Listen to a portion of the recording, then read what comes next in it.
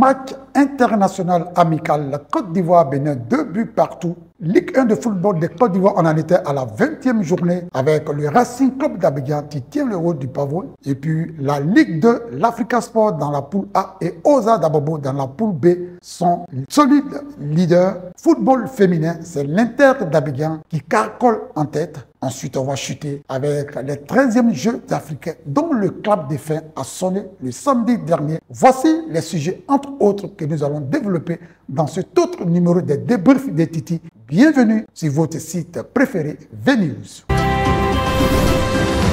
Comme indiqué dans le sommaire, on va ouvrir ce débrief des Titi par le match international amical des éléphants de Côte d'Ivoire, champion d'Afrique quand il dit qu'il était face au Guépard du Bénin. C'est du côté du stade d'Amiens à Châteauroux. Les éléphants de Côte d'Ivoire ont été tenus en échec par le score de 2 buts partout. Chaque fois, ce sont les Béninois qui ont ouvert le score à la 8e minute. Et puis, comme un symbole, Max Alain Gradel a égalisé ce coup franc en seconde période. Au plus fort de la domination des Ivoiriens, ce sont les Béninois grâce à Junior Olatin qui vont corser l'addition. Et puis, l'entraîneur Emerx Faye a effectué quelques changements dont un va porter ses fruits avec notre Wourourou national Diakité Ouma qui égalise score final 2 buts partout. Il faut noter que cette rencontre a été marquée par les adieux de Max Alain Gradel à ses coéquipiers. Max Alain Gradel, c'est 113 sélections avec 18 buts marqués, 36 ans. Max Gradel a dit donc au revoir à ses amis. Chapeau, champion.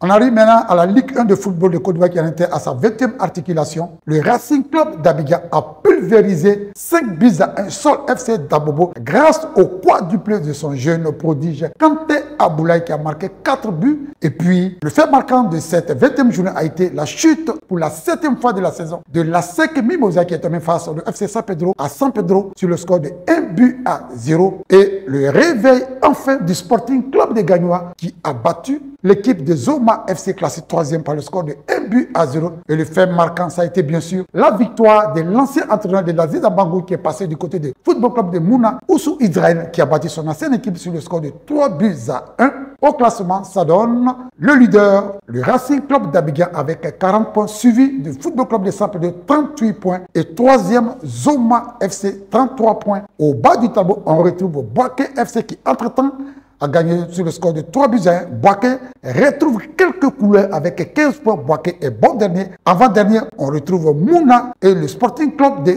Gagnoa. Après la Ligue 1, la Ligue 2 dans la poule A, l'Africa Sport d'Abidjan tient la cadence. Les Royers ont battu sur le score de 3 buts à 0. Donkoff dans la poule B, Oza d'Abobo a étrié l'équipe du sélection de San Pedro sur le score de 4 buts à 0. Ce qui donne dans la poule A, premier, l'Africa Sport d'Abidjan avec 33 points. Après la Ligue 1, la Ligue 2 qui en était à sa 14e articulation dans la poule A, l'Africa Sport d'Abidjan maintient la cadence. L'Africa qui a battu Donkoff sur le score de 3 buts à 0. Iska a fait de même 1 à 0 face à son adversaire. Et dans cette poule, c'est l'Africa Sport d'Abidjan qui maintient la cadence, comme je l'ai dit tantôt. L'Africa a 33 points, suivi de Iska de 28 points. Il y a 5 points d'écart entre l'Africa et Iska. Dans l'autre poule, c'est Oza d'Abobo qui est en tête. Oza a battu, a étrié, j'allais dire donc, l'équipe du CV Sport de San Pedro sur le score de 4 buts à 0. Oza est suivi pour le mois de l'attente sportive de Bafing. Après la Ligue 2, on en vient maintenant au football féminin. Dans cette division, pour le moment, c'est l'Inter d'Abidjan qui caracole en tête avec